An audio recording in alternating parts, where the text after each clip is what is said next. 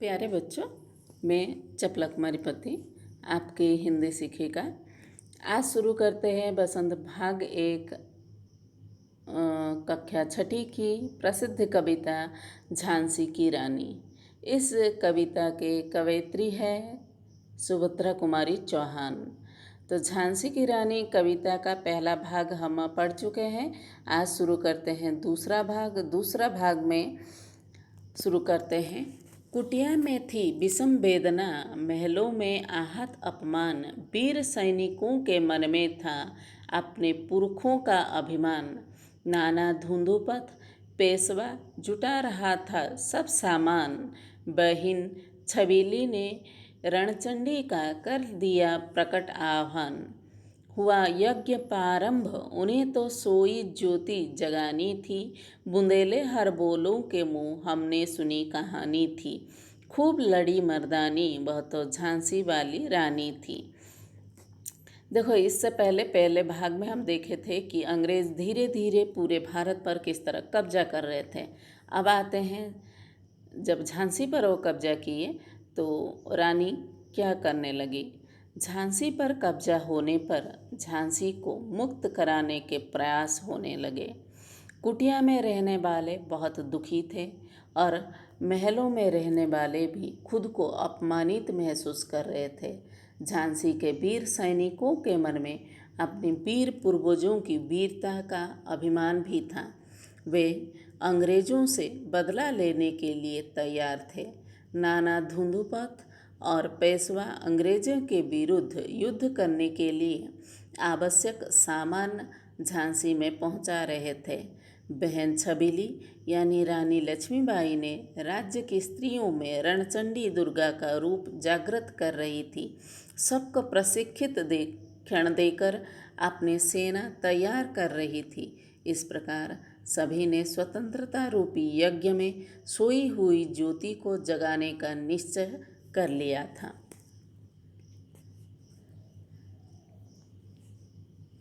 महलों ने दी आग, झोपड़ी ने ज्वाला सुलगाई थी। यह स्वतंत्रता की चिंगारी अंतर मन से आई थी।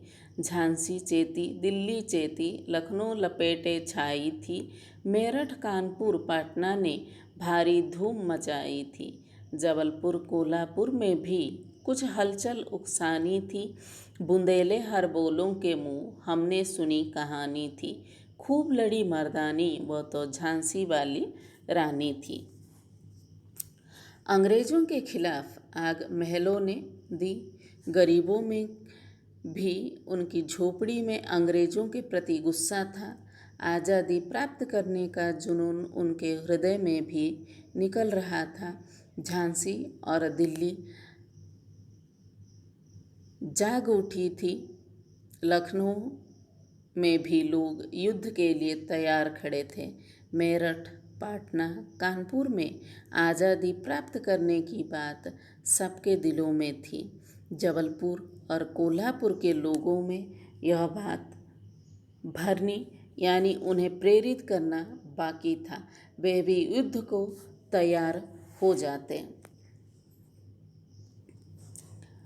इस स्वतंत्रता महायज्ञ में कई बार बीरबल आए काम। नाना धुंधुपथ, तांतिया, चतुर अजीमुल्ला सरनाम, अहमद शाह मौलवी, ठाकुर कुंवर सिंह, सैनिक अभिराम, भारत के इतिहास गगन में अमर रहेंगे जिनके नाम। लेकिन आज जुर्म कहलाती उनकी जो कुर्बानी थी। बुंदेले हर बोलों के मुँह हमने सुनी कहानी थी। खूब लड़ी मर्दानी वह तो झांसी वाली रानी थी। जब स्वतंत्रता रूपी महायज्ञ आरंभ हुआ, उनके वीर योद्धाओं ने अपनी बलिदान दिया। उनमें नाना धुंधुपथ, तांतिया टोपे, अजीमुल्ला, अहमद शाह मौलवी, वीर कुंवर सिंह जैसे वीर सैनिक थे। आज़ादी के इन महायज्ञों में कई वीरों को अपनी कुर्बानी देनी पड़ी। भारत की स्वतंत्रता के इतिहास के आकाश में उनका नाम हमेशा अमर रहेगा। उनकी इस कुर्बानी, त्याग और बलिदानों को अंग्रेजी जुर्म या अपराध कहते थे, लेकिन वे तो शहीद थे जो देश के नाम पर अपने जीवन को कुर्बान कर दिए थे। इनकी गाथा छोड़ चले हम झांसी के मैदानों में, जहाँ खड़ी थी लक्ष्मीबाई मर्द बनी मर्दानों में। लेफ्टिनेंट पांकर आ पहुँचा, आगे बढ़ा जवानों में। रानी ने तलवार खींच ली, युद्ध हुआ द्वंद्व आसमानों में। जख्मी होकर बांकर भागा, उसे अजब हैरानी थी। बुंदेले हर बोलों के मुँह, हमने सुनी कहानी थी। खूब लड़ी मर्दानी, वो तो झांसी वाली रानी थी। अब इन वीरों की गाथाओं को छोड़कर झांसी के मैदान का दृश्य देखते हैं, जहाँ लक्ष्मीबाई मर्दों के बीच मर्द बनी लड़ रही थी। वह वीर योद्धाओं के रूप में लड़ रही थी। अंग्रेजों की ओर से लेफ्टिनेंट बांकर अपने जवानों के साथ झांसी पर हमला किया। रानी उसके विरुद्ध तलवार खींच ली, यानी युद्ध की घोषणा कर दी। दोनों में भीषण युद्ध हुआ। धूल से आकाश ढह गया। अंग्रेज सेनापति घायल होकर गिर गया। फिर उसे रानी की वीरता देखकर बहुत आश्चर्य हुआ।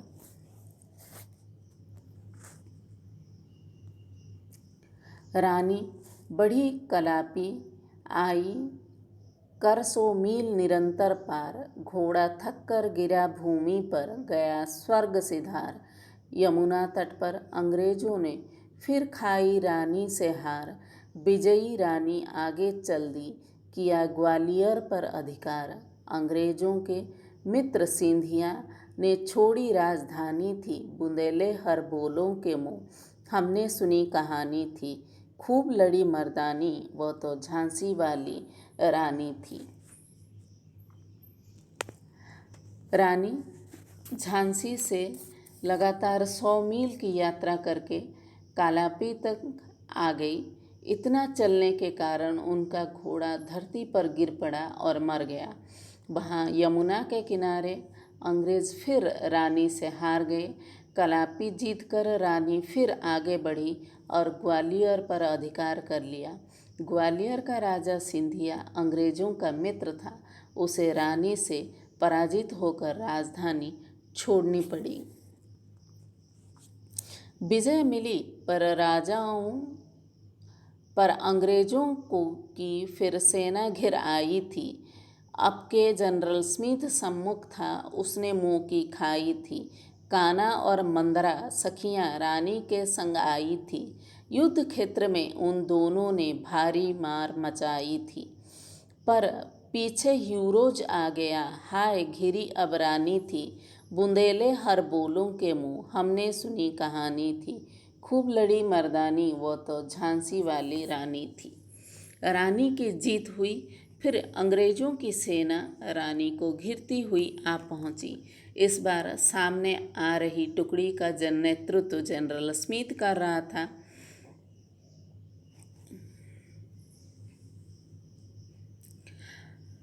ऊपर से रानी के साथ उनकी 2 सहेलियां काना और मंदरा भी थी। उन्होंने युद्ध में बहुत से योद्धाओं को मारा, लेकिन पीछे से ह्यूरोज ने आकर आक्रमण कर दिया। इस पर रानी दोनों ओर से घिर गई थी।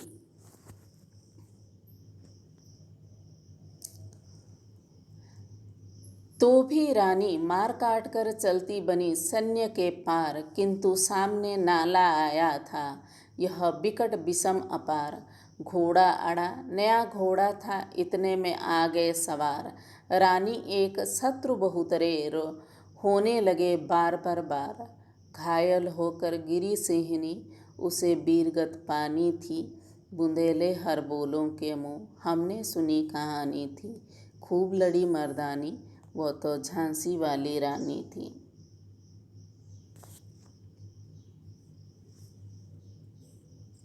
लक्ष्मीबाई दोनों हर ओर से घिर जाने पर भी मारकाट करती हुई आगे बढ़ी और सेना को पार करते हुए आगे निकल गई। तभी अचानक सामने एक बहुत बड़ा नाला आया। रानी के लिए यह बहुत भारी संकट था। रानी का नया घोड़ा पार ना करने को अड़ गया। इतने में पीछा करते हुए अंग्रेज सैनिक आकर दोनों ओर से बार पर बार करते चले गए। शेरनी सी रानी घायल होकर गिर गई और वीर गति को प्राप्त हुई। रानी गई सिधार, चिता अब उसकी दिव्य सवारी थी। मिली तेज से तेज, तेज की वह सच्ची अधिकारी थी। अभी उम्र कुल 23 की थी, मनोज नहीं अवतारी थी। हमको जीवित करने आई बन स्वतंत्रता नारी थी। दिखा गई पथ, सिखा गई हमको जो सीख सिखानी थी। बुंदेले हर बोलों के मुँह, हमने सुनी कहानी थी। खूब लड़ी मर्दानी, वह तो झांसी वाली रानी थी। रानी स्वर्ग सिधार गई, अब उसकी अनोखी सवारी चिता ही थी। तेज से तेज मिल गया, अर्थात रानी का आत्मा रूपी तेज ईश्वर के तेज से मिल गया। वह तो तेज की सच्ची अधिकारी थी। अभी वो केवल 23 वर्ष की ही थी और इतने कम उम्र में उन्हें जो वीरता दिखाई, ऐसा लगता है वह मनुष्य नहीं कोई देवता ही थी। वह स्वतंत्रता की देवी बनकर हमें जीवित करने आई थी। वह हमें बलिदान का मार्ग दिखा गई और जो सीख देनी थी वो तो हमें सिखा गई। जाओ रानी, याद रखेंगे हम कृतज्ञ भारतवासी, यह तेरा बलिदान जवाबेगा स्वतंत्रता अविनाशी। होवे चुप इतिहास, लगे सच्चाई को चाहे फांसी। हो मदमाती विजय मिटा दे, गोलों से चाहे झांसी। तेरा स्मारक तू ही होगी, तू खुद अमिट निशानी थी। बुंदेले हर बोलों के मुँह, हमने सुनी कहानी थी। खूब लड़ी मर्दानी, वो तो झांसी वाली रानी थी। कवयित्री सुभद्रा कुमारी चौहान कहती है कि रानी लक्ष्मीबाई, तुम तो स्वर्ग को जाओ, परंतु स्वतंत्रता आंदोलन में आपके योगदान को कभी भुलाया नहीं जा सकता। आपका यह बलिदान हमें हमेशा आज़ादी के प्रति सचेत करता रहेगा। इतिहास चाहे ना कहे, सच्चाई का गला घोंट दिया जाए, अंग्रेज कितना भी विजय प्राप्त कर ले, वे झांसी को नष्ट कर दे, गोले से उसे नष्ट कर दे, भारतवर्ष आपका यह बलिदान कभी नहीं भूल पाएंगे। हे रानी, तुम अपने आप में खुद ही स्मारक हो, यानी आप तो अपने आप ही अभी याद के चिन्ह होंगी। बच्चों, इस कविता के कुछ कठिन शब्दों को देखते हैं। भ्रुकुटी तानना, क्रोध करना, गुमी हुई, खोई हुई, फिरंगी यानी अंग्रेजों को कहा जाता है। मन में ठानना यानी पक्का इरादा करना। हरबोले हर व्यक्ति के मुंह से, या हरबोला बुंदेलखंड की एक जाति के लोगों को भी कहा जाता है। कृपाण तलवार, अवतार विशेष रूप से जन्म लेना। पुलकित प्रसन्न, व्यूह रचना यानी मोर्चा बनाना, दुर्ग तोड़ना, किला तोड़ना। खिलवाड़ यानी खेल। भवानी पार्वती, सुबठ अच्छे वीर, बिरुदावली प्रशंसा की कहानी। मुदित प्रसन्न, कालगति मृत्यु की चाल, काली घटा घेर लाना, मुसीबतें आना, अश्रुपूर्ण आंसुओं से भरे हुए। वीरानी पराई, अनुनय विनय प्रार्थना, विषम कठिन, पैर पसारना, विस्तार करना, काया पलटना, बदलाव आना।